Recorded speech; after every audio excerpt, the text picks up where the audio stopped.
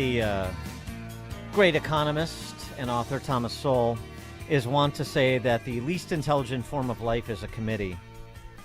I would posit that the second least intelligent form of life, and it's close, is an Ivy League university president.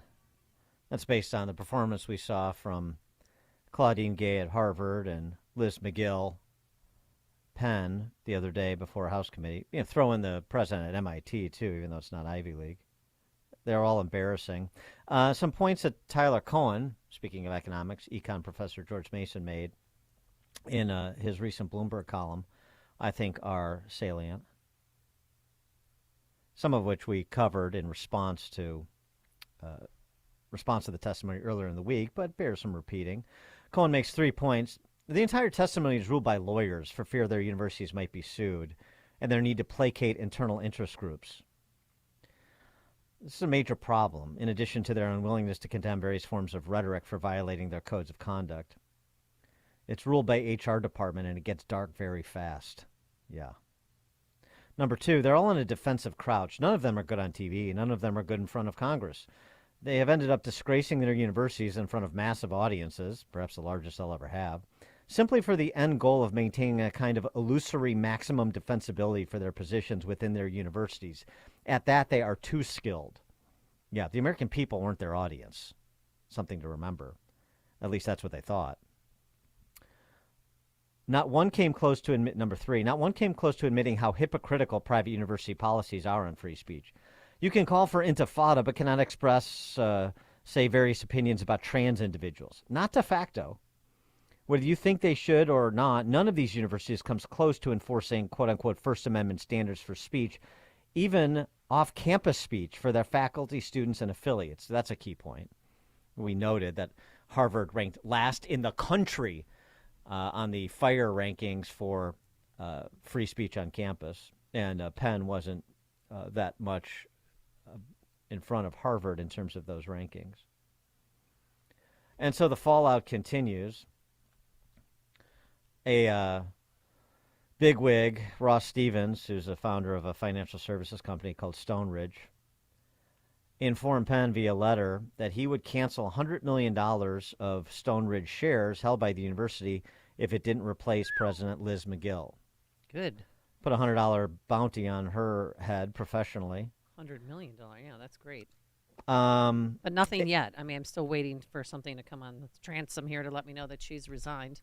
Well, interestingly, board members met virtually to discuss, board members at Penn, and the report was, to the Wall Street Journal from somebody in attendance, attendees were overwhelmingly supportive of McGill. Well, sure, the board that installed her is the board that's going to stick with her until and unless it becomes untenable. And I don't know that $100 million from one donor for a school that, like these other Ivy Leagues, has an endowment, somewhere between 35 and 45 billion is ultimately going to matter much. But we'll see. For more on all this, we're pleased to be joined by Jonathan Tobin. He is editor-in-chief of the Jewish News Syndicate. Jonathan, thanks for joining us. Appreciate it. Good morning. Thanks for having me on. What's your commentary on, on the university presidents, and then also the mega donors, the Bill Ackmans, the Ken Griffins, the Ross Stevenses, the Huntsman family? I mean, it's sort of nice, but I just wonder what kind of staying power they have. It feels a little bit like chasing headlines and trying to land on a safe space within larger society outside of campus for some of these mega donors. But maybe I'm being too ungenerous. No, I think you're right on target.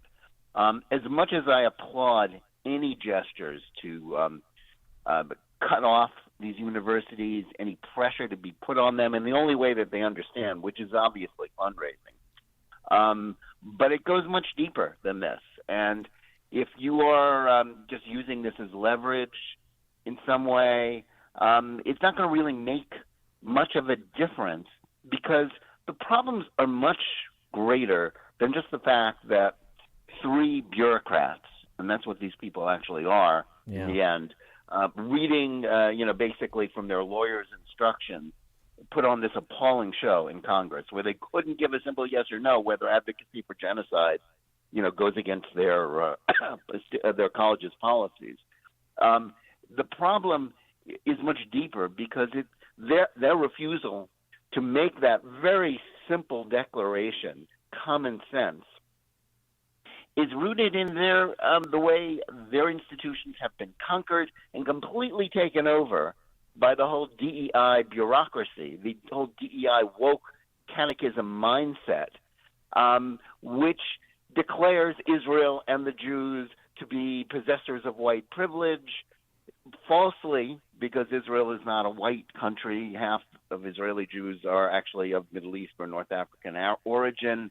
The conflict between Israel and the Palestinians is not one about race. Jews and Arabs are kind of the same race. The problem is that these universities are institutionally anti-Semitic now because they've all adopted these toxic ideologies which grant a permission slip for anti-Semitism. So, of course, they have problems. It's very simple.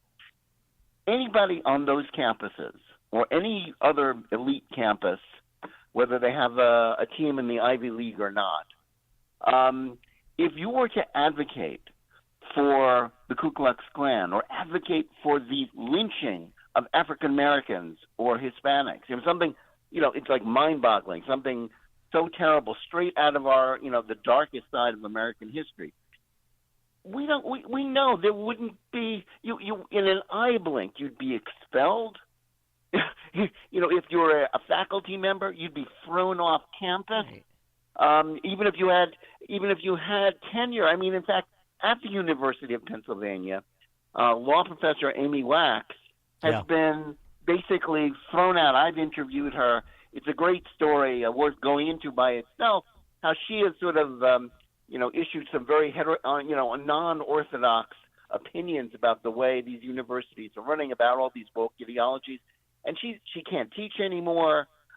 She's involved in a long lawsuit to sort of save her job, but they're trying to legally get rid of her for basically saying things that most ordinary Americans believe, but they won't throw out somebody who advocates for the genocide of Jews, who advocates for the destruction of the only Jewish state, and calls for violence to do it in all of the usual ways that people do it, because those causes are granted legitimacy by the ideologies that rule these universities, because that's what the woke mindset does.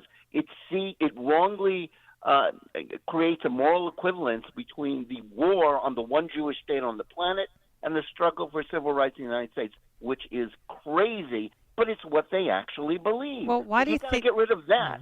Well, why do you think Hamas is winning the PR war? I mean, Nikki Haley the other day said if you watch TikTok for a half hour, there's a 17% chance that you're going to become anti-Semitic. No, that's not what she said. She said you increase your anti-Semitism by 17% for every 30 minutes you watch TikTok on a daily basis, which is just a bizarre, weird statement. I mean, I take her point about the poison on social media, but I mean, let's stay a little bit grounded here and not just make stuff up, which clearly she did. Yeah, that's a made-up statistic. Obviously, hate is very prevalent. All kinds of hate is very prevalent on social media. Always has been. But, and certainly TikTok with its Chinese Communist Party algorithm is a particular problem. But let's understand here that what we're witnessing in this country goes much deeper than that.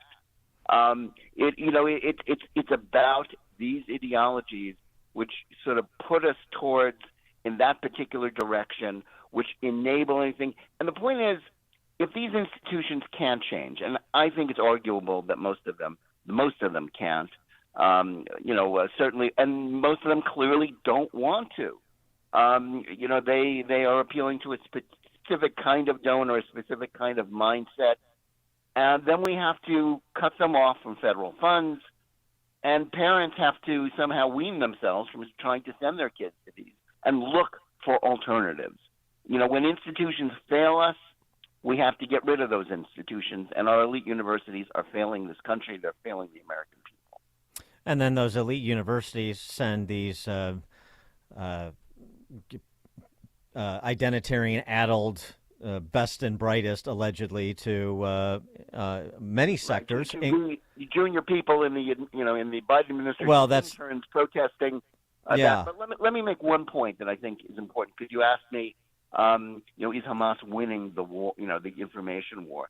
I think if you just read the New York Times, the Washington Post, maybe the Chicago Tribune, watch CNN and MSNBC, and maybe if you're on TikTok a lot, it can seem that way. Mm-hmm. But I do not believe that the vast majority of the American people buy into this. The majority of American people don't believe in woke ideology, and they still support Israel. And they understand who was the victim on October 7th, and that Israel has a right to defend itself and to get rid of the terrorists. And they don't believe that those terrorists should be allowed to get away with mass murder. I have confidence in the American people. Sometimes it's shaken, but I still have confidence in that fact. And if anybody were to run for president, if Joe Biden is to, winds up changing, his policies, as a result of the civil war within his party and the huge movement within, the Democratic establishment of the left, which dominates it and sort of betrays Israel, that's not a winning platform to be reelected for president. And I think he knows that. As much as he regrets the loss of his left-wing support, I don't believe the American people want that. And I think Joe Biden, to the extent that he understands anything these days, he has to know that. Well, I agree with you about the confidence in Americans, generally speaking. 25 plus. 18 to 24, it's more of a 50-50 proposition, as we know from public opinion surveys. But that's where I was going. The Biden administration and some of these Ivy League grads that go into, careers in politics and government, so they can someday be Joe Biden. And this sort of internal struggle that's going on, which is why you get the middling rhetoric from the public-facing flacks for the administration, like animatronic Anthony Blinken. Well, how do you think that is actually playing out? The rhetoric certainly is not inspired, and one wonders if the policies will flow from there, including sort of we want to extend the ceasefire kind of rhetoric you're getting from the spokeshumans for Biden. Yeah, I think this is an administration at war with itself. It doesn't know what to say or do. Biden and Blinken, I think, and I have to get, as much as I think their policies, especially in their appeasement of Iran, help set in motion the events that led to October 7th. They bear some responsibility there. But since then, their basic rhetoric has been good. They haven't cut off Israel. They have, to a large extent, supported it. But at the same time, they are responding to this revolt within their own party. The left wing of the Democratic Party is against Israel. And that they have tremendous influence. And listen, Biden has governed from the left. He was supposed to be a centrist. He has governed from the left in every way since he was elected. Right. Including he's a company man. Yeah, DEI, creating DEI plans for every government agency and departments, and creating woke commissars within every agency and department. But, so he's been trying to sort of jawbone the Israelis into pulling back. But, as much as, Prime Minister Benjamin Netanyahu, who is politically weak right now, he bears, he is he's on borrowed time because, he was the guy on whose watch this defense catastrophe happened. I think he knows he has to be able to say no to Biden, and he's made it clear to them that he's going to continue to say no. And they, Biden and Blinken are weak people. And to the extent that Israel shows strength and tells the American government that it's going to defend its people, it's going to wipe out Hamas or continue with its campaign to do that. And I don't think Biden wants a blow up with Israel. He doesn't want to blow up with Israel. He doesn't want to blow up with his left wing. So he muddles along, talking out of both sides of his mouth. And as far as the Israelis are concerned, if that's the worst that they're going to get out of Washington, they can live with it. But their worry is that at some point the left will put such pressure on Biden that he will flip on them, and that will be a problem. But in the end, Israel will still have to say no to him. If Biden's position flips to being, you have to let Hamas get away with mass murder, Israel's going to say no, hard as that's going to be for them. Yeah, well, be wary of the company man. He goes where the zeitgeist in his party is. That's what he's done for 50 years. That's not going to change. He doesn't want to blow up. He doesn't want to blow up with Iran either, and that's exactly how you get a blow up, as you know. Exactly. Jonathan Tobin, editor-in-chief, Jewish News Syndicate. Jonathan, thank you as always. Thank you. Thank you. Happy Hanukkah. And he joined us on our turnkey.pro answer line. It's news, opinion, insight. This is Chicago's Morning Answer.